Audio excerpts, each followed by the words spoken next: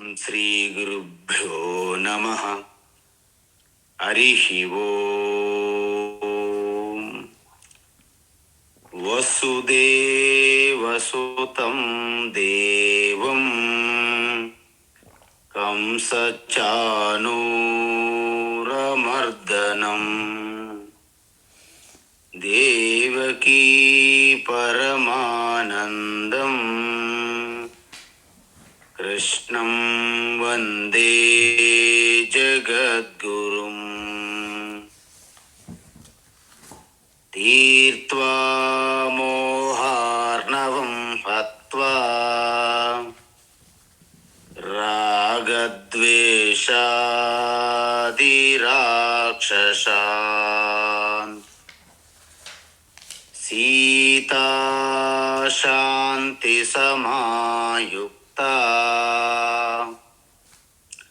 ఆత్మా రామో విరాజతే. ఆత్మా రామో విరాజతే. ఆత్మస్వరూప బంధుగణ భగవద్గీత 8వ అధ్యాయం. ఈ 8వ అధ్యాయం ఒక విలక్షణమైనటువంటి అధ్యాయం. ఆల్మోస్ట్ ఆల్ మొత్తం అందరికీ సమానంగా ఉన్నటువంటి సాధారణ సంశయము ఈ అధ్యాయములో తీరిపోతుంది. ఎందుకంటే ప్రతి ఒక్కరికి తన హృదయస్థములో ఉన్న ఆ మృత్యు భయం చనిపోయిన తర్వాత ఏమవుతుంది అంటే ఏ ఒక్కరు కూడా చూసొచ్చి చెప్పింది లేదు. మరి ఎలా? సో ఆ టాపిక్ సంబంధించినటువంటి ప్రశ్న అర్జునుడు అడిగారు. కానీ ఎవరి గురించి అడిగారు? అత్యంత తపస్సంపన్నులు, ఈశ్వరుని యొక్క సగుణ స్వరూప ఉపాసన బాగా చేసి ఆ సాధకులు ఎవరైతే ఉంటారో, మరి వివేకము వైరాగ్యముతో ఉంటూ సాధనలో ఉంటూ దేహ త్యాగం అంటే మరణకాలంలో ఆ ఈశ్వర స్మరణ వలన కలిగే ప్రాముఖ్యత ఏమిటి, వారు ఏ విధంగా ఈశ్వరుని స్మరిస్తారు, ఇది ప్రశ్న. అంటే దీనికి ఆధారము 7వ అధ్యాయములో చివరి 2 శ్లోకములు. బ్రహ్మ, అధ్యాత్మం, కర్మ, అధిభూతం, అధిదైవం, అధియజ్ఞం, ఈ 6 ప్రశ్నలకి సమాధానం చెప్పిన పిదప ప్రయాణ కాలము అంటే మరణకాలములో ఈశ్వర స్మరణ యొక్క ప్రాముఖ్యత ఏమియు ఏ విధంగా స్మరిస్తారు, ఆ ప్రశ్న ఇప్పుడు భగవాన్ శ్రీకృష్ణ సమాధానం చెప్తున్నారు. ముఖ్యంగా ఈ 2 అంటే మరణ సమయంలో ఈశ్వరుని యొక్క స్మరణ యొక్క గొప్పతనము, ప్రాముఖ్యత, ఎట్లు స్మరించగలుగుతారు సాధకులు, ఈ శ్లోకాలు ముఖ్యంగా 5వ శ్లోకము నుండి 14వ శ్లోకం వరకు చాలా స్పష్టంగా తెలియజేస్తున్నారు. మనం ముందు 5వ శ్లోకంలో చెప్పాం, యహ ప్రయాతి అంటే అంతకాలేచ మామేవ స్మరన్ అంటే మరణకాలంలో నన్ను మాత్రమే స్మరించడం. ఎప్పుడు? ముక్త్వా కలేవరం. కలేవరం అంటే ఈ శరీరం, అంటే శరీరమును విడిచిపెట్టేటప్పుడు, ముక్త్వా అంటే విడిచిపెట్టేటప్పుడు, యహ ప్రయాతి అంటే ఎవరైతే, ప్రయాతి అంటే ప్రకర్షేణ యాతి అంటే ఫైనల్ జర్నీ అంటారు చూడండి, చివరి ప్రయాణం అంటారు. అలా ప్రయాణించే వాళ్ళు అంటే శరీరం విడిచిపెట్టే వాళ్ళు సహా వారు మద్భావం యాతి. మద్భావం అంటే మీరు చాలా చక్కగా తెలుసుకోవాలి. మత్ భావం, నా భావం అంటే ఏంటి అంటే ఇక్కడ బ్రహ్మలోకం పొందుతారు. అంటే మీరు ఇక్కడ ఎంతో వివేక వైరాగ్యములతో తపస్సు చేస్తున్నారు, కానీ పూర్తిగా ఆ పరమాత్మ స్వరూపం నేనే అయి ఉన్నాను అని అంగీకరించలేకపోయారు. అత్యంత సూక్ష్మం కాబట్టి ఇలా మీరు అత్యంత నిష్ఠతో నిష్కామంగా ఈశ్వర ఉపాసన మీరు చేశారు కాబట్టి మీకు ఇక్కడ 2 ప్రయోజనాలు కలిగాయి. ఏంటి? ఆత్మజ్ఞానం పొందడానికి కావలసినటువంటి యోగ్యతలు మీరు పుష్కలంగా పొందారు ఆ ఈశ్వర ఉపాసన వలన. కానీ పూర్తిగా ఇదే జన్మలో ఈశ్వరుని ఆత్మస్వరూపంగా నేనే ఆ పరమాత్మ స్వరూపమై ఉన్నాను అని ఆవిష్కరించుకోవడంలో ధైర్యం సరిపోలేదు. అందుమూలంగా మీరు చేసినటువంటి ఉపాసన ఫలం మీకు బ్రహ్మలోకం వరకు వెళ్తారంట. అక్కడేంటి? చతుర్ముఖ బ్రహ్మ అంటారు. మరి అక్కడేమైనా మోక్షమా అంటే అక్కడ కూడా దీర్ఘకాలం పాటు ఆ బ్రహ్మలోకంలో ఉంటూ బ్రహ్మాజీ మీకు ఉపదేశం చేస్తారు. ఏంటా బ్రహ్మాజీ? 4 శిరస్సులు అంటారు, చూశారు కదా మీరు పురాణాలు. 4 శిరస్సులు 4 వేదములను తెలియజేస్తాయి. అంటే ఇక్కడ సాధారణ స్వాముల దగ్గర వినటువంటి ఆ ఆత్మజ్ఞానము బ్రహ్మాజీ ఎందుకు? అత్యంత శ్రేష్టమైన ఉన్నతమైన గురువు ఆయన. అక్కడ మీకు అలసట ఉండదు, ఆకలి దప్పికలు ఉండవు, మీకు నడుము జాయింట్ పెయిన్స్ ఏమి ఉండవు, మోకాలు నొప్పులు అస్సలు ఉండవు. కంటిన్యూస్గా బ్రహ్మ విద్య సదస్సు జరుగుతూ ఉంటుంది, మీరు వింటూ ఉంటారు ఆరామ విశ్రాంతిగా. అప్పుడు ఆయన ఏమంటారంటే లాస్ట్కి తత్వమసి అని చెప్తారు. నువ్వే ఆ పరమాత్మ స్వరూపమై ఉన్నావు అని చెప్తారు. అప్పుడు అక్కడ నుండి మళ్ళీ మీరు జన్మ పొందరు. అక్కడ నుండి ఆ పరమపదం పరమాత్మ స్వరూపంలో లయమవుతారు. దానిని క్రమముక్తి అంటారు. క్రమంగా మీరు ముక్తి పొందారు. మరి నిష్కామ ఈశ్వర ఉపాసన చేస్తే మీకు యోగ్యత వచ్చింది కాబట్టి అదే యోగ్యత అంటే ఏంటండి? వివేకము, అత్యంత వైరాగ్యము, మనోనిగ్రహము, ఇంద్రియ నిగ్రహం కలిగి భూభావాలని తీవ్ర తప, ఇవి యోగ్యతలు అంటారు. మోక్షం పొందగోరిన వారికి ఇవి యోగ్యతలు. ఇవి సంపాదించి ఈ జన్మలోనే ఆ గురువుని ఈశ్వర కృప వలన గురువు శాస్త్రం అందుబాటులో వచ్చినప్పుడు ఏకాగ్ర చిత్తముతో శ్రద్ధాభక్తితో ఆ జ్ఞానాన్ని శ్రవణం చేస్తే ఇంకా మీకు ఉన్నటువంటి సంశయాలని గురువు తోటి సాధకులు ద్వారా మీరు నివృత్తి చేసుకోగలిగితే దానిని మననము అంటారు. సో శ్రవణము మననము ద్వారా మీకు స్పష్టమైనటువంటి ఆత్మజ్ఞానం లభ్యమైంది.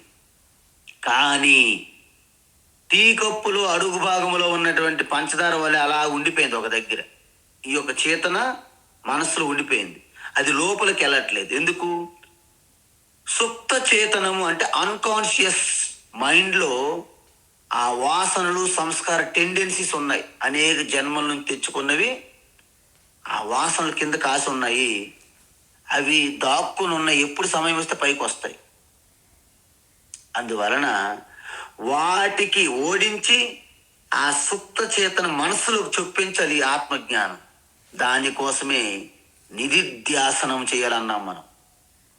చక్కెర ఎలాగైతే స్పూన్ పెట్టి కలుపుతామో, మీరు తెలుసుకున్నటువంటి ఆత్మజ్ఞానాన్ని ఆ సుప్త చేతన మైండ్లోకి మనసులోకి పంపిస్తే ఆ వాసనలు బలహీనమైపోయి అవి తప్పుకుంటాయి.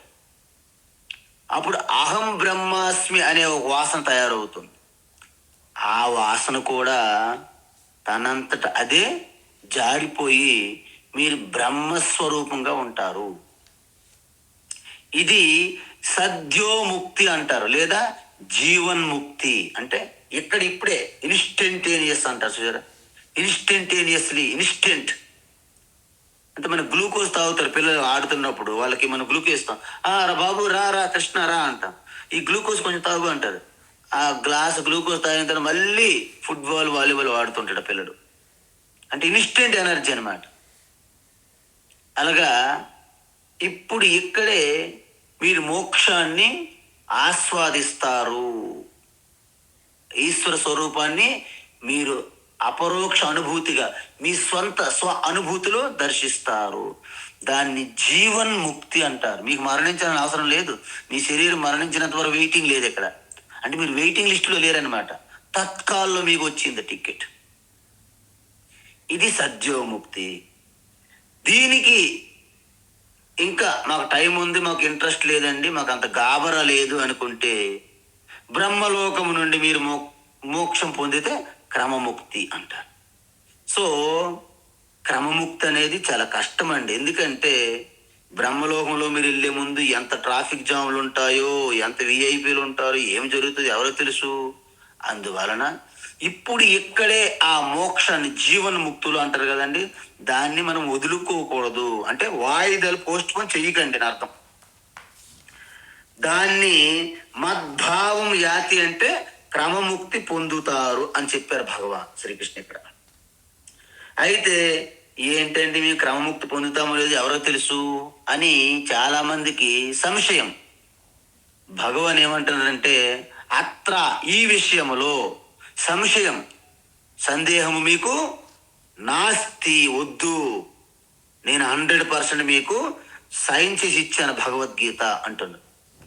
అందుకే భగవద్గీతలో ప్రతి శ్లోకము సాక్షాత్ శ్రీకృష్ణ తన ప్రతిజ్ఞని సంతకం చేసి ఇచ్చినట్టు అన్నమాట గీత. అందువలన గీతను మనము మిగతా శాస్త్రములు, మిగతా పుస్తకములు, గ్రంథాలతో మనము కంపేర్ చేయవద్దు, అది తప్పు. నేను వింటున్నాను చాలా దగ్గరలో రాజకీయ నాయకులు చాలా మంది లౌకికులు సెక్యులర్ పేరుతో భగవద్గీత ఓకే ఠీకే, ఆ గ్రంథము ఠీకే, ఈ గ్రంథము ఠీకే, బైబిల్ ఓకే, ఖురాన్ ఓకే, గీత ఓకే, అంతా ఒకటే చెబుతుంది. అంతా ఒకటి చెప్పదు, అంతా ఒకటి చెప్పలేదు. అందువలన భగవద్గీతలో కథలు, స్టోరీలు, కల్పనలు, ఊహలు ఏముండవు. యథార్థ తత్వ జ్ఞానం ఉంటుంది భగవద్గీతలో, సత్యం. మిగతా వాటి విశ్వాసాలు వాళ్ళ గ్రంథాలలో కథలు, కల్పనలు, అనేక రకములైనటువంటి అడ్వర్టైజ్మెంట్స్ ఉంటాయి. భగవద్గీత అవేం అక్కర్లేదు, మీ గురించి ఉంటుంది, మీకోసం, మీ గురించి మీరే అయి ఉన్నారు గీత అని చెప్తుంది గీత. అందువలన ఏమంటున్నారంటే భగవాన్ యం యం వాపి స్మరన్ భావం, యం యం వాపి స్మరన్ భావం, యం యం వాపి స్మరన్ భావం, త్యజత్యంతే కలేవరం, త్యజత్యంతే కలేవరం, త్యజత్యంతే కలేవరం, తం తమేవైతి కౌంతేయ, తం తమేవైతి కౌంతేయ, తం తమేవైతి కౌంతేయ సదా తద్భావభావితః సదా సదా తద్భావభావితః సదా తద్భావభావితః యం యం వాపి స్మరన్ భావం త్యజత్యంతే కలేవరం. యం యం వాపి స్మరన్ భావం త్యజత్యంతే కలేవరం. యం యం వాపి స్మరన్ భావం త్యజత్యంతే కలేవరం. తం తమేవైతి కౌంతేయ సదా తద్భావభావితః. తం తమేవైతి కౌంతేయ సదా తద్భావభావితః. తం తమేవైతి కౌంతేయ సదా తద్భావభావితః.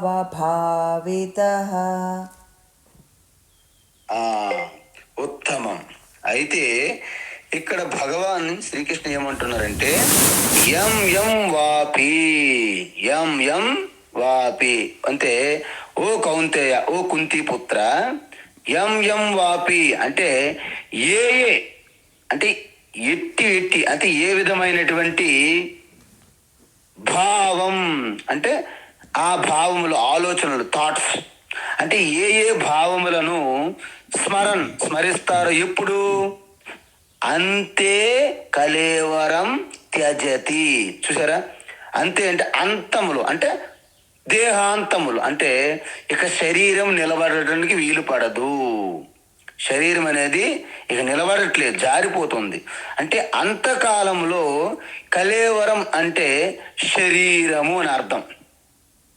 అంటే ఇక శరీరము త్యజించినటువంటి ఆ యొక్క మరణ సమయములో యం యం భావం స్మరన్ అంటే ఏ భావములను అంటే ఏ మన ఫీలింగ్స్ అంటే థాట్స్ అంటే స్మరణ జరుగుతుందో సదా ఎప్పుడు ఎల్లప్పుడు కూడాను తదు ఏ భావన అయితే మీరు భావన చేస్తున్నారో ఆ భావంగానే మీరు మళ్ళీ జన్మను పొందుతారు. చూసారు ఎంత స్పష్టం చెప్పేశారు.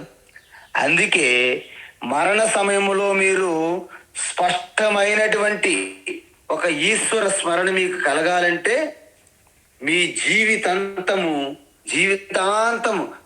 నరాల్లోనూ ప్రతి అణువులోనూ ప్రతి కణములోనూ ప్రతి క్షణములోనూ ఆ ఈశ్వర చింతన ఉంటేనే ఆ మరణ సమయంలో కూడా ఆ ఈశ్వరుని యొక్క స్మరణ మీకు సహజంగా వస్తుంది. అయితే ఒక సందేహం మనకి, మరణకాలములో భగవంతుణ్ణి తలుచుకుంటూ మరణించిన వ్యక్తి భగవంతుణ్ణి పొందుతారని చెప్పారు. ఇక్కడ స్పష్టం చేశారు భగవాన్ శ్రీకృష్ణ. ఏంటి? మరణకాలములో ఆ భగవంతుణ్ణే మీరు స్మరించుకుంటూ తలుచుకుంటూ దేహం విడిచిపెడితే ఆ పరమాత్మనే పొందుతారు. ఇది స్పష్టం చేశారు. చాలా అద్భుతంగా ఉంది, అవునా కాదా? ఉంది. మరి ఒకవేళ ఆ ఈశ్వరుని తలచుకోకుండా మరణిస్తే ఏమవుతుంది? అలాంటి సందేహం మీకు వచ్చిందా లేదా?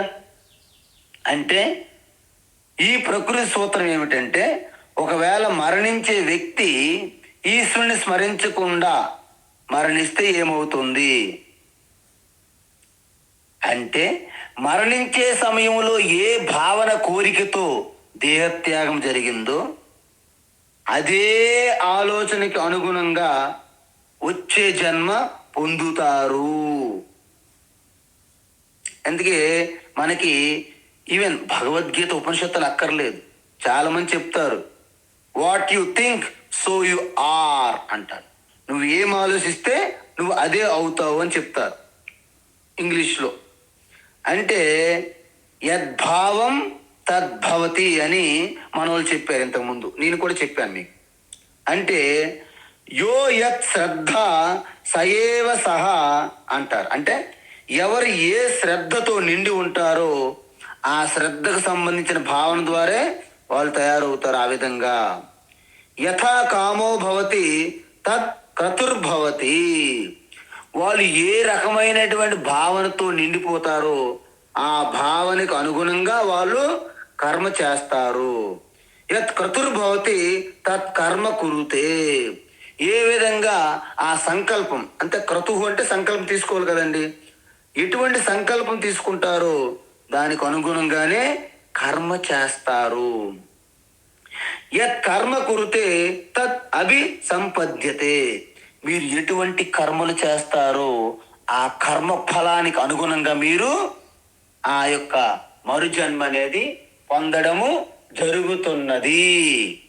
సో దీన్ని ఉపనిషత్తుల్లో స్పష్టంగా చెప్పారు. ఉపనిషత్తుల్లో బృహదారణ్యక ఉపనిషత్తు అంటారు. అంటే ఉపనిషత్తులన్నిటికీ రాజు, కింగ్ అంటారు దాన్ని. ఉపనిషత్తులన్నిటికీ రారాజు లాంటిది అనమాట బృహదారణ్యక ఉపనిషత్. దాంట్లో యాజ్ఞవల్క్య మహర్షి చెప్పారు. సో ఈ విధంగా మనకి మీరు చేసే ఆలోచనలే మీ మాటలుగా, మీ మాటలే మీ చేతలుగా మారుతాయని మనం పదే పదే చెబుతున్నాము. అందుకే మీకేం చెప్పాము, మొట్టమొదటి ఆలోచన మన చేతిలో ఉండకపోయినప్పటికీ రెండవ ఆలోచన మన చేతిలో ఉంటుంది. అంటే దీన్ని నేను కొనసాగించాలా లేక మూలములోనే చిదిమేయాలా అంటే స్వతంత్రత, స్వేచ్ఛ మనకిచ్చాడు పరమాత్మ ఈశ్వరు. అందుకే మీరు ఆ రెండో ఆలోచన, మంచి ఆలోచన వచ్చిందనుకోండి, దాన్ని కొనసాగించాలి, వృద్ధి చెయ్యాలి. చెడు ఆలోచన వచ్చింది అనుకోకుండా, మీకు తెలియకుండా, అప్పుడు దానిని అక్కడే చిదిమేయాలి. మీకు రెండు విషయాలు ఉంటాయండి మన ఆలోచనలకి. ఒకటి, మన సంస్కారం ద్వారా మన ఆలోచనలు వస్తాయి. ఇంకొకటి, మన ప్రయత్నపూర్వకంగా ఆలోచనలు ఉంటాయి అని చెప్పారు. చూడండి, ఈ రెండు అబ్జర్వ్ చేయండి. మీరు ధ్యానములో కూర్చున్నారు. ధ్యానములో కూర్చుంటే మీరు ప్రయత్నం చేస్తున్నారు. ఏమిటి? మనోబుద్ధ్యహంకార చిత్తాని నాహం నచ శ్రోత్ర జిహ్వే నచ ఘ్రాణ నేత్రే నచ వ్యోమ భూమిర్న తేజో న వాయుః చిదానంద రూప శివోహం శివోహం అనే ప్రయత్నం చేశారు. కానీ మీ సంస్కారం ఒకటి ఉంది కదండి, వాసన రూపంగా అంతఃకరణంలో లోపల దాక్కొని, అది ఒక్కసారి పైకి వచ్చి శివోహం అంటున్నారు. కానీ శివకుమార్ మొన్న 15,000 రూపాయలు అప్పు తీసుకెళ్లారు. 15 రోజులు దాటిపోయింది. ఇంకా ఇస్తానండి, వారం రోజులకి ఇస్తానన్నాడు, ఇంకివ్వలేదు అంటది. ఆ సంస్కారం వచ్చి పైకి వచ్చి శివోహం కాస్త శివకుమార్ మీద వెళ్ళిపోయింది దృష్టి. శివకుమార్ ఈ మధ్యలో వాళ్ళ పాపకి పెళ్ళి అన్నారు, మరి ఏమిటో ఆ మ్యాచ్ ఎంతవరకు వచ్చిందో. అబ్బాయి లండన్లో ఏదో ఎంఎస్ డాక్టర్ ఏదో చేస్తున్నారు అనుకుంటా. అవునవును, ఆయన ఈ మధ్య జపాన్ కూడా వెళ్ళారంట అని మొత్తం ప్రపంచమంతా తిప్పేస్తుంది మీకు. ఎక్కడ స్టార్ట్ చేశారు? శివోహం. ఎక్కడికి వెళ్ళారు? శివకుమార్ ఫ్యామిలీ వ్యవహారాలు దూరిపోయారు. అంటే మన ప్రయత్నం ఉంటుంది, మన సంస్కారం కూడా ఉంటుంది. ఈ రెండు టగ్ ఆఫ్ వార్ జరుగుతాయి. అందువలన మనం ఎంత ప్రయత్నం చేసి మన యొక్క ఉత్తమ సంస్కారాలను మనం వృద్ధి చేస్తే నిధిధ్యాసనం ద్వారా, అది ముందు శ్రవణము, తర్వాత మననము, తర్వాత నిధిధ్యాసనం ద్వారా ఈ యొక్క ప్రయత్నపూర్వకంగా ఈ సంస్కారాన్ని మనం పెంచుకుంటూ పోతే ఆ అంతరములో ఉన్నటువంటి ఆ వాసనలు, ఆ సంస్కారాలని ఓడిస్తాము. బలహీనం చేసి వాళ్ళని పరాజయం చేయిస్తాం వాటికి. అప్పుడు మీరు సహజ సిద్ధమైనటువంటి మీ స్వరూపం మీకు స్మరణకు వస్తుంది. ఈశ్వర స్మరణ అప్పుడు వస్తుంది అనమాట. అందుకే ఎవరైతే మరణ సమయంలో ఈశ్వరుని స్మరించకుండా కోరికల్ని ఎవరైతే స్మరిస్తారో కామాన్ యః కామయతే మన్యమాన సకామ బిర్జాయతే తత్ర తత్ర అని ఉపనిషత్ చెప్పింది. ముండకోపనిషత్. ఏంటి? ఎటువంటి కోరికలు పెట్టుకొని మీరు దేహత్యాగం చేస్తే ఆ కోరికలకు అనుగుణంగా మళ్ళీ మీరు శరీరం పొందుతారు. అందుకే తస్మాత్ జాగ్రత్త. మరణ సమయంలో కూడా కొడుకులు, కూతుళ్ళు, మనవులు, అప్పులు, బిజినెస్లు, వ్యాపారాలు, బంగ్లాలు, కార్లు, ఇల్లు, బంగారం, డబ్బులు, వీటి మీద వ్యామోహం ఉంటే వాటికి అనుగుణంగానే మళ్ళీ మీరు తిరుగుతారు వాటి చుట్టూ. అందుకే కలేవరం అంతే. అంటే ఏంటండి? మరణ సమయంలో ఒక వ్యక్తి ఈ శరీరాన్ని వదిలిపెట్టినప్పుడు యం యం భావం స్మరన్ అంటే ఏ ఏ భావాలను స్మరిస్తూ మరణిస్తారో, అంటే దేహం విడిచిపెడుతున్నప్పుడు ఏ ఏ భావం మీరు చేస్తారో అది ఇంపార్టెంట్ అండి. తం తం తం తం ఏవ యాతి అంటే ఏతి అంటే ఏంటి? పొందడం అని అర్థం. తం తమే వైతి, తం తం ఏ వైతి అంటే అది మాత్రమే పొందుతారు. ఏంటది? ఏ భావన చేశారో అది పొందుతారు.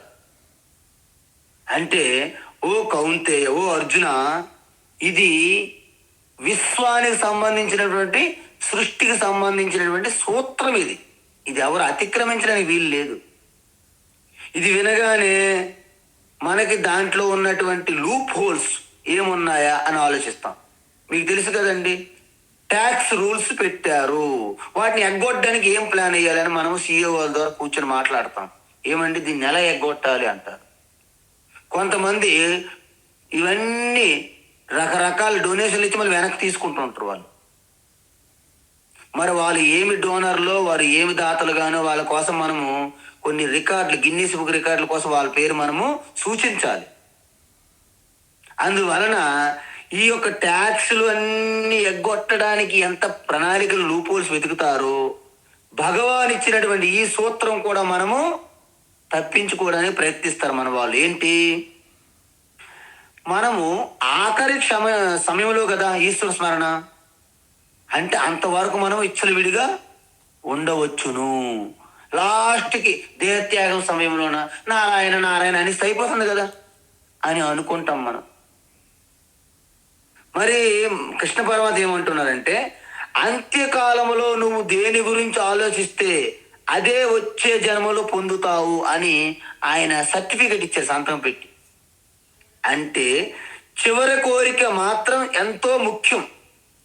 అంటే జీవితాంతం కూడా అక్రమాలు, అన్యాయాలు అన్ని చేసుకుంటూ తప్పులు, పాపాలు, అధర్మాలు చేసి చివరిలో ఎంతో తెలివిగా రామ రామ రామ, నారాయణ నారాయణ, శివ శివ అంటే అయిపోతుందా అనుకోవచ్చు మనం. కానీ మీ యొక్క తెలివితేటలు, మన డ్రామాలు, మన ఆటలు సాగవు అని భగవాన్ శ్రీకృష్ణ అంటున్నారు. ఎందుకు అంటున్నారు అంటే, మన అంత్యకాలం ఎప్పుడు వస్తుందో మనకేమైనా తెలుసా? పోని మీకు యమధర్మరాజు ఒక నోటీస్, లీగల్ నోటీస్, పలానా రోజుకి నువ్వు పోతావు, జాగ్రత్త, అన్ని సర్ది పెట్టుకో అని ఎప్పుడైనా మనకు నోటీస్ వస్తుందా? పలానా సమయానికి యమబోట్లు వస్తారని మీకు ఏమైనా తెలిసిందా? వార్త వచ్చిందా? టెలిగ్రామ్ వచ్చిందా? ఏమి లేవు. అంటే ఎప్పుడు, ఏ క్షణములో, ఏ రూపములో ఈ మృత్యువు, మరణం సంభవిస్తుందో మనకు తెలియదు. ఇది తర్వాత మన ఆలోచనలు, మన యొక్క ప్రయత్నం, పురుష ప్రయత్నం మీద ఆధారపడి ఉంటుంది కదండి. అది ఒక్కటే కాదండి, మన సంస్కార వాసనల మీద కూడాను ఆధారపడి ఉన్నాయని చెప్పాను ఇప్పుడు నేను. అంటే ఈ వాసనలు అంటే మన అలవాట్లు, మన యొక్క అంతఃకరణం అంటే మన చిత్తములు అలాగ చిత్త భూమిలో దాక్కుని ఉన్నాయి. ఎప్పుడైనా సరే మీరు వాటిని పూర్తిగా ఓడించకుండా, వాటిని పరాజయం చేయకుండా, వాటిని పూర్తిగా నాశనం చేయకుండా మీరు ఈశ్వర సంబంధించినటువంటి వాసనలు మీరు వృద్ధి చేయకపోతే ఆ మరణ సమయంలో నువ్వు రామంటే ఏంటంటే నువ్వెవరో అండి రామండానికి, కామ కామ అనమని అవి పైకి వస్తాయి ఆ వాసనలు. కామ కామ అంటే వ్యాపారం ఏమైందో, నేను వెళ్ళిపోతే నా పిల్లలు ఏమవుతారు, మనవలు ఏమవుతారు, వాళ్ళు బాగా చదువుకుంటారో లేదు, వాళ్ళకి ఉద్యోగాలు వస్తాయో లేదు, వాళ్ళకి పెళ్ళిళ్ళు అవుతాయో లేదు, పెళ్ళిళ్ళు మళ్ళీ ఏ గోత్రపులు వస్తారు, ఎవరు వస్తారు, ఇవన్నీ ఒక చింత వస్తుంది మీకు. ఎందుకు? మీ వాసనల్ని అలాగ పదిలంగా ఉంచుకున్నారు కాబట్టి, జన్మ జన్మల నుంచి తెచ్చుకున్నట్టు. అందువలన ఒక్కొక్కసారి మీరు ఆ సమయంలో తెలివిగా ప్రయత్నం చేసినా మీ వాసనలు ఏవైతే ఉన్నాయో వాటిని మీకు రామ అని అనడానికి అవకాశం ఇవ్వవు. మనం ఎంచక్క రామరామ ధ్యానం చేద్దామని కూర్చుంటే మనకేమొస్తాయి? రామారావు ఏం చేశాడు, అయినా రామారావు చేసింది చాలా తప్పు అండి. ఏ రామారావు ఏమి తప్పు అంటే మీకు ఆ వాసనల ప్రభావం అంత దారుణంగా ఉంటాయి అన్నమాట. అందువలన ఈశ్వర స్మరణ తప్ప అన్ని స్మరణలు వచ్చి కూర్చుంటాయి. అప్పుడు దానికి తోడు ఈ చుట్టుపక్కల బంధువులు, కొడుకులు, కూతుళ్ళు, మనవలు, మనవరాండ్లు, మిత్రులు, అందరూ బిజినెస్ పార్ట్నర్లు అందరూ చేరుతారు. నేను గుర్తున్నానా అని మిమ్మల్ని ఒకనే తోడేస్తారు, తోడేళ్ళలాగా. ఇంకెక్కడండి ఈశ్వర స్మరణం? కాబట్టి మీరు వయసు పెరుగుతున్న కొద్దీ వాసనల యొక్క వేగం పెరుగుతుందన్నమాట. ఎందుకు? వాటిని మీరు సెటిల్ చేయలేదు. ఇన్నాళ్ళు బలవంతంగా స్ప్రింగ్ మీద కాలు పెట్టి అదిమి ఉంచినట్టు ఉంచేశారు తప్ప వాటి సంగతి తేల్చలేదు మీరు. అందువలన 60, 55, 60 దాటిన తర్వాత వాటి టైం అనమాట, జాలీ టైం, గుడ్ టైం అని బయటకు వస్తాయి అన్నమాట వాసనలు. అందువలనే చూడండి, కొంతమంది ఎంత శరీరంగా ముసలితనం, వృద్ధాప్యం వచ్చినా ఆ మనస్సు, ఆ ఆలోచనలు చెడు ఆలోచన వైపు లాగేస్తుంటాయి. అందుకే కదండి 75, 85లో కూడా పెళ్ళిళ్ళు అనే ఒక ఆలోచనలు వాళ్ళకి వచ్చినాయంటే మరి మనం ఏమనుకోవాలి వాళ్ళని అంటే ఆ అంతఃకరణములో ఉన్నటువంటి ఆలోచనల ప్రభావమా అని అనుకోవాలి, తప్పదు. కాబట్టి ఇన్ని సంవత్సరాలుగా ఆ యొక్క సుప్తం అంటే అన్కాన్షియస్నెస్ మైండ్లో దాక్కుని ఉన్నటువంటి ఈ వాసనలు ఒక్కసారిగా పైకొచ్చి మీ తపస్సు లేదు, సాధన లేదు, పక్కన పెట్టు, మా సంగతి చూడని అవి ముందుకు వస్తాయి. అది అలా వృద్ధాప్యం ఎలా ఉంటుంది అనేది ఎవరికైనా చెప్పాలా? మీరు చూస్తున్నారు కదా అందరికీ. సో అందువలన ఆఖరి సమయంలో నేను నారాయణ రామ అనేస్తానని అలాంటి ఆలోచనలు పెట్టుకోవద్దు, మీరు మానేయండి, మర్చిపోండి దాని గురించి. అందువల్ల దీనికి ఒకటే విరుగుడు మందు ఉంది. ఏంటది? మన వాసనలు శుభవాసనలై ఉండాలి. అంటే మీరు నిరంతరము దైవ చింతనతో నిమగ్నమై ఉంటే మీ ఆలోచనలు, మీ యొక్క వాసనలు మంగళకరమైనటువంటి శుభ వాసనలు ఎక్కువ శక్తి పెరిగి ఆ యొక్క చెడు వాసనల్ని ఓడించి చిదిమేస్తాయి. అంటే ఆ యొక్క అశుభ వాసనలన్నీ పోయి శుభవాసనలు మీ అంతఃకరణములో తాండవిస్తాయన్నమాట. అప్పుడు నన్ను మోసం చేయాలని చూడకండి అంటున్నాడు కృష్ణ పరమాత్మ. ఎందుకు? ఆయన చెప్పిన దాన్ని మనము తప్పించుకొని మాట్లాడుతున్నాం. అందువలన మీకు మీ అంతఃకరణములో ఉన్నటువంటి చెడు ఆలోచనల్ని, చెడు వాసనల్ని మీరు నాశనం చేయాలంటే ఈశ్వర సంబంధించిన వాసనలు మీరు నిరంతరం చేయాల్సిందే. అందుకే మన అంతఃకరణంలో ఘర్షణ మొదలవుతుంది. ఏంట ఘర్షణ? నువ్వు చేస్తున్న ప్రయత్నం చేస్తుంటే వాళ్ళు అడ్డుకుంటుంటారు. ఈ రెండింటి మధ్య ధర్మానికి అధర్మ యుద్ధం, అంటే పాండవులు కౌరవులు యుద్ధం మన లోపల నిత్యము జరుగుతూ ఉందన్నమాట. అందుకే మన మంచి కోరే పరమాత్మ ఏమంటున్నారంటే మనకు నచ్చకపోయినా నచ్చినా ఈ విషయాన్ని మాత్రం మనము ఒప్పుకొని తీరాలి. ఏంటి? సదా తద్భావ భావిత.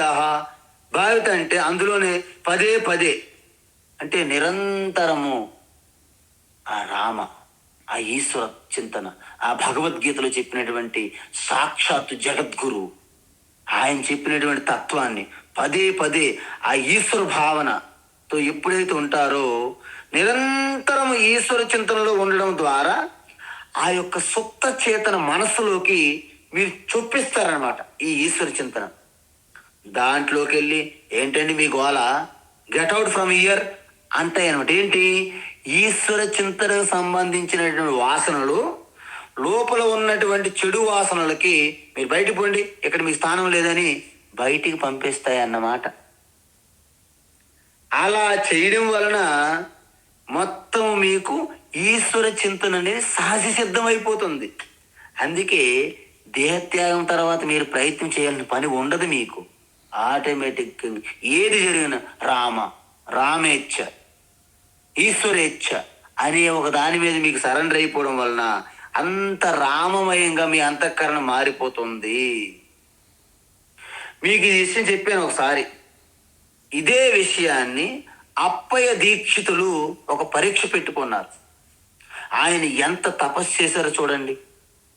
చివరికి అన్నారు ఆయన శిష్యుడికి, నేను ఒక మత్తు పదార్థాన్ని తీసుకుంటున్నాను, ఆ మత్తు పదార్థములో నేను ఎటువంటి ప్రేలాపన చేస్తున్నానో మీరు రికార్డు చేసి, అంటే రాయడం, అప్పుడు రికార్డులు ఎక్కడున్నాయి, ఒక రాసి పెట్టి ఉంచండి అన్నారు.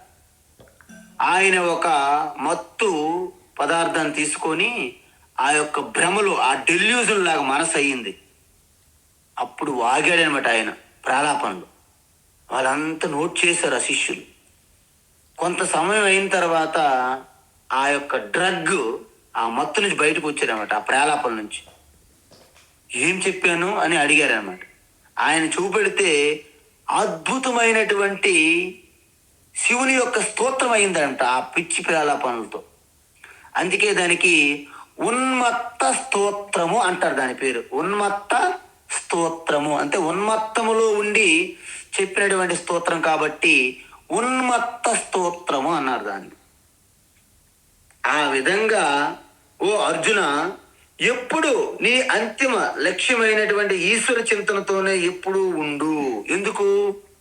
ఇప్పుడు నువ్వు అలాగ నిరంతరం అభ్యాసం, యోగ అభ్యాసేనతో కౌంతేయ వైరాగ్యేన చ గృహ్యతే అని నిరంతరం అభ్యాసం చేస్తే ఏమవుతుంది? అది ధారణ నుంచి ధ్యానంగా మారి, ధ్యానం నుండి సమాధిలోకి వెళ్తావు. సమాధిలోకి వెళ్ళినప్పుడు మీ సుప్త చేతన ఆ మనస్సులో కూడా ఈశ్వర చింతనని చొప్పిస్తామన్నమాట మనం. చూడండి, మనకి టీ కప్పులో పంచదార అమ్మగారు వేశారు, వేసినంత మాత్రాన సంబరపడిపోవద్దు మీరు. అడుగు భాగంలో పంచదార ఉంటుంది, పై భాగం చప్పగా ఉంటుంది టీ. మనం ఏం చేయాలి? స్పూన్ పట్టుకొని ఇటు అటు షేక్ చేస్తే ఏమవుతుంది? మెల్ట్ అయిపోతుంది.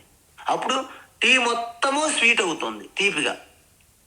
మనం పొందిన జ్ఞానం కూడా ఈ పంచదారలాగా అడుగు భాగాలు అలాగా దాని ప్రకారం అది ఉన్నది. ఈ వాసనలు ఇవన్నీ వీటి ప్రకారం ఇటు సైడ్ ఉన్నాయి.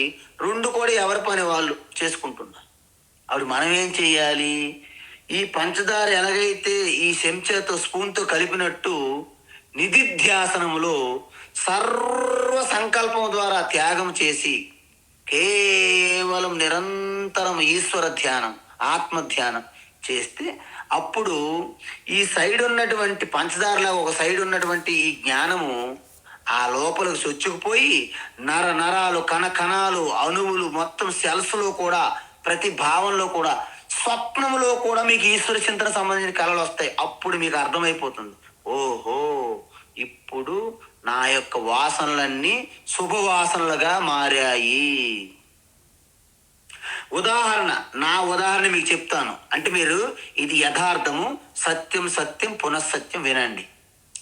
నేను ఋషికేశలో బ్రహ్మచారిగా ఉండేటప్పుడు కేవలము నాకు స్వామి శివానంద చిదానందకి సన్యాసం ఇచ్చారు గంగానది తీరంలో 1949లో.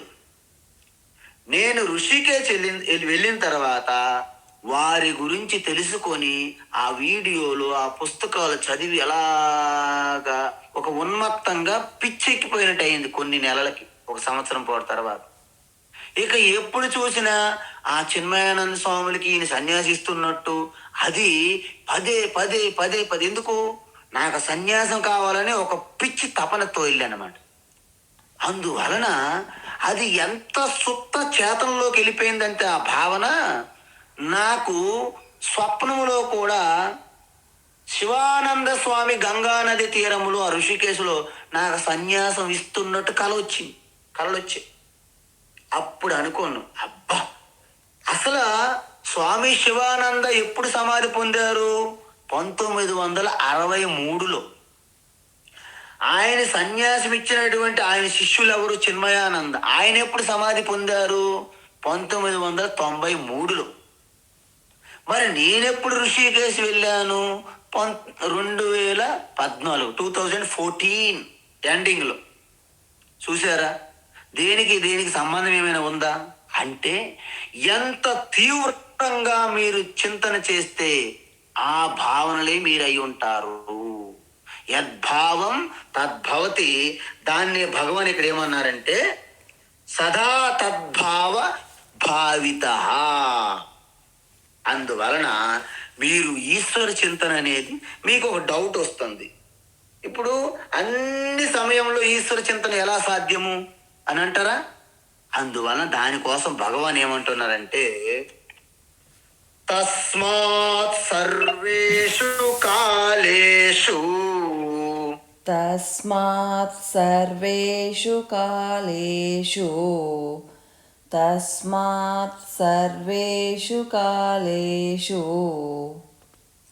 మామనుస్మర యుధ్య చ మామనుస్మర యుధ్య చ మామనుస్మర యుధ్య చ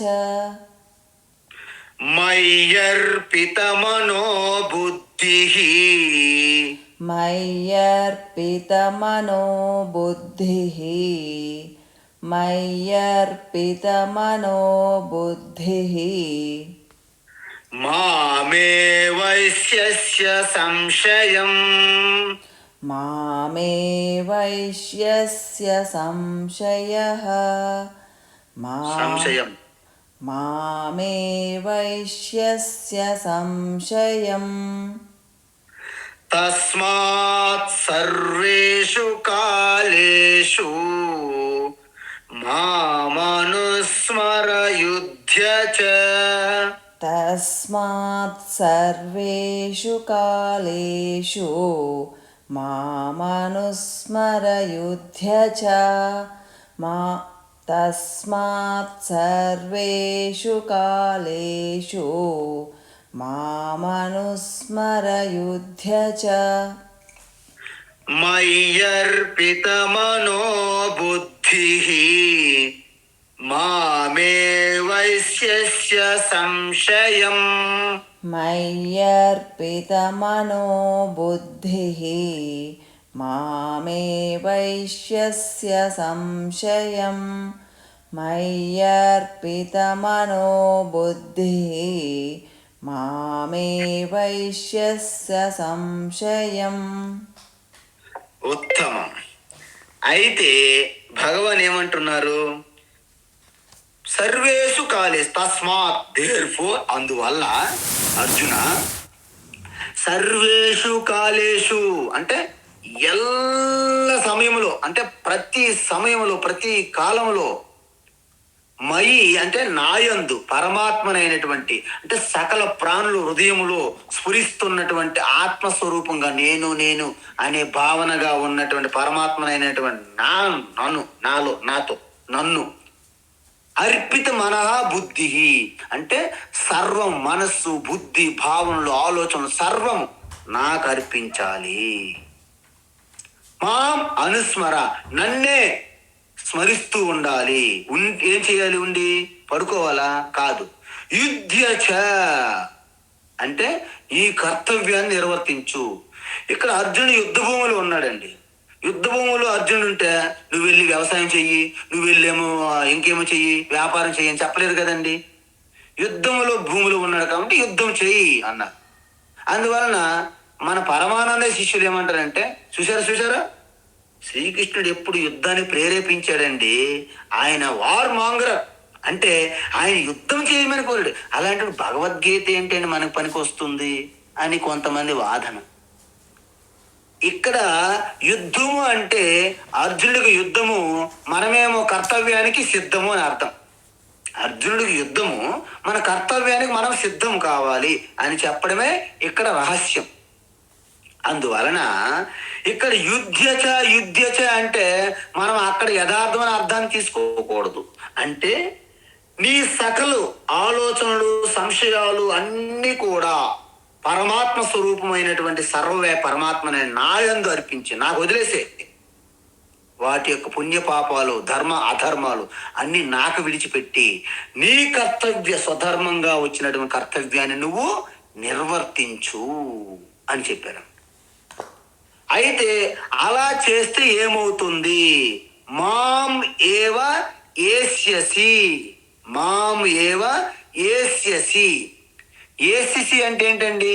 నన్నే పొందుతావు అంటే సముద్రం అంటుంది ఒక ఉప్పు బొమ్మకి, కెరటానికి అంటుంది, ఏ కెరటమా నీ సొంతంగా శక్తి సామర్థ్యాలు గాలికి ఇటు ఊగుతున్నావు, అటు ఊగుతున్నావు, అమ్మో ఇంకో కెరటం వచ్చి కొడుతుంది, ఈ సంసారం అంతా వదిలిపెట్టు.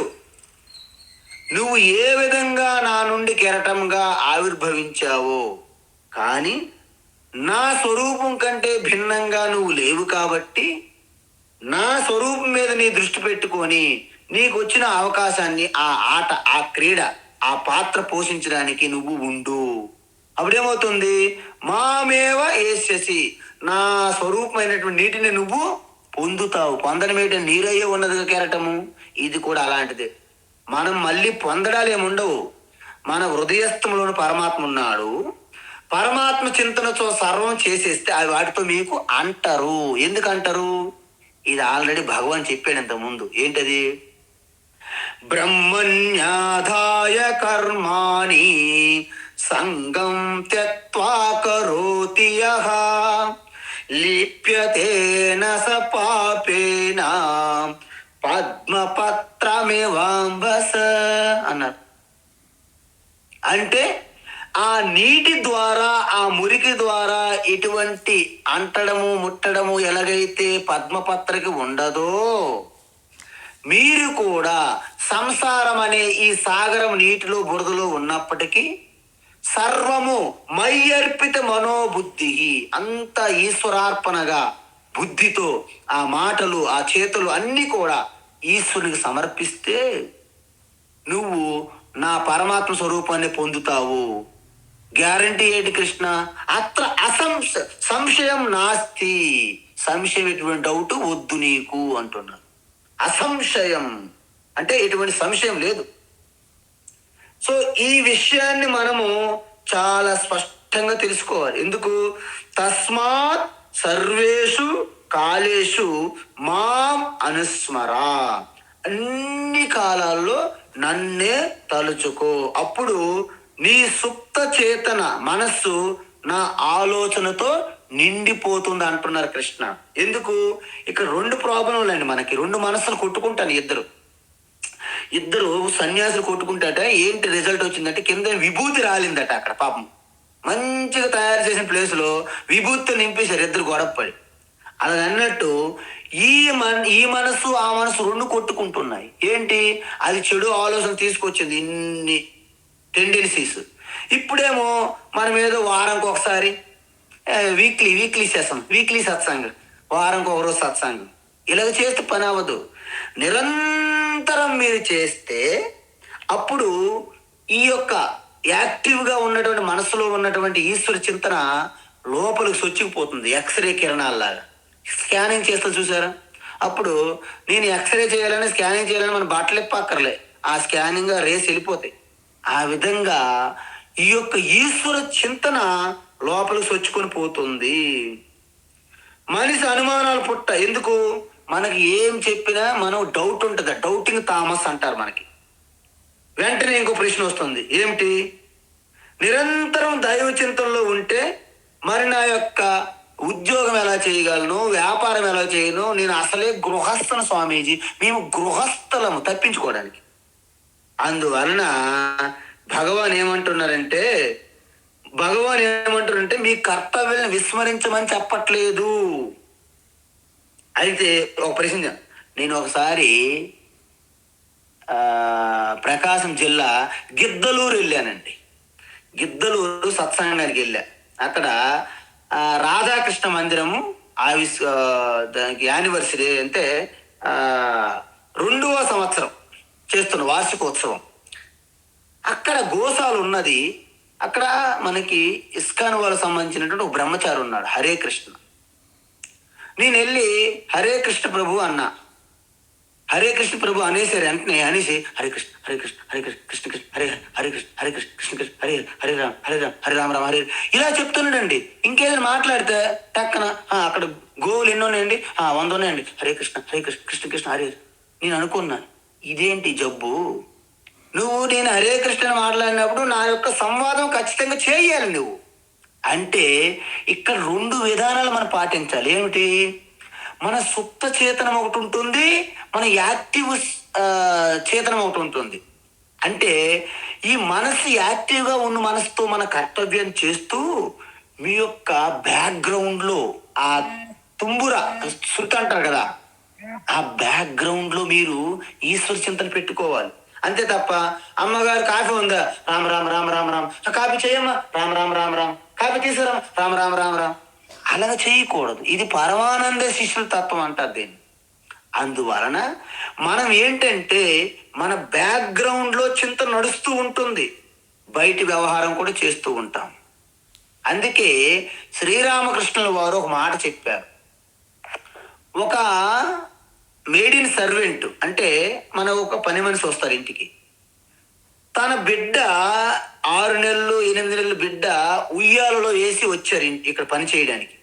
తను పని చేస్తున్నారు. ఇక్కడ మీరు చెప్తాను, అమ్మగారు చెప్పిన పనులన్నీ చేస్తున్నారు. కానీ తన దృష్టి మనస్సు సుప్త చేతనలో ఆ బిడ్డ ఆలనా పాలన మర్చిపోరు ఆవిడ. అది గుర్తు పెట్టుకుంటూ ఇక్కడ మా మా రామ మా గోపాల్ అంటారు ఈ యొక్క యజమాని ఇంట్లో పిల్లలకు కూడా. కానీ తన ఇంటి దగ్గర ఉన్నటువంటి ఉయ్యాలలో ఉన్న బిడ్డ గురించి మర్చిపోదు తల్లి. అదేవిధంగా మీ కర్తవ్యాలు మీరు చేస్తున్నారు నిమగ్నం అయిపోయి, కానీ బ్యాక్గ్రౌండ్లో అంత నేను చేసేది ఎవరికి? ఆ శివే, ఆ రామేగా. దరిద్ర నారాయణో హరిహి అన్నారు వివేకానంద స్వామి.